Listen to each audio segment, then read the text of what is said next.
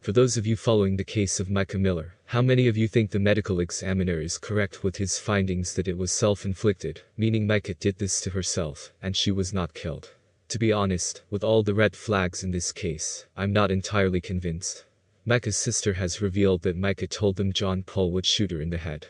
She allegedly warned her family that if she was found fatally shot in the head, her husband should be blamed. Something important to note is that divorce papers were served to JP on April 25th.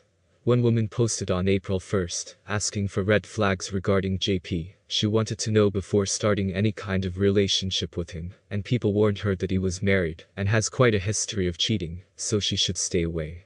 It turns out that Mr. John Paul is a walking red flag indeed, and another woman has now spoken out about him leaving his number and wanting nudes.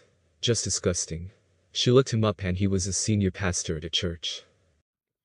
So there's something that's been on my mind and on my heart for a few days, but really it goes back a few months to February when this guy came into the restaurant where I've been working and left his phone number on his receipt.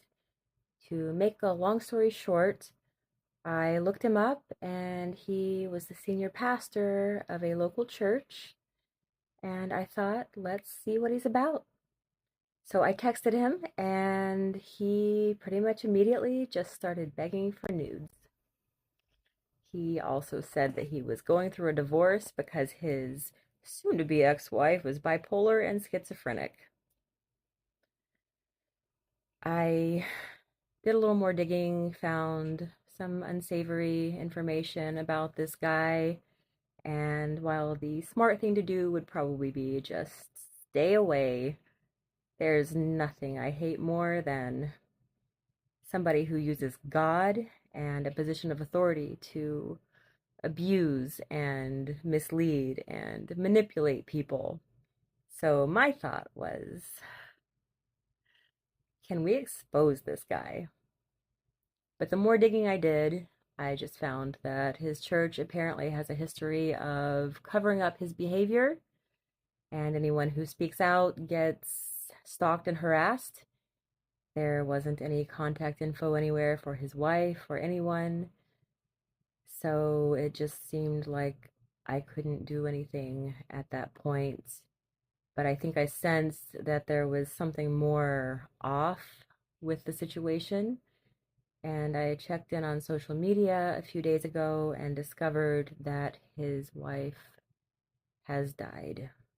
I don't know, but whether or not he pulled that trigger, he pushed her beyond her limit.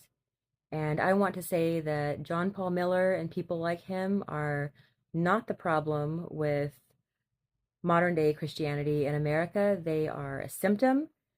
The bigger problem is those of you who are enabling and defending people like this and putting them in positions of authority in churches and our government.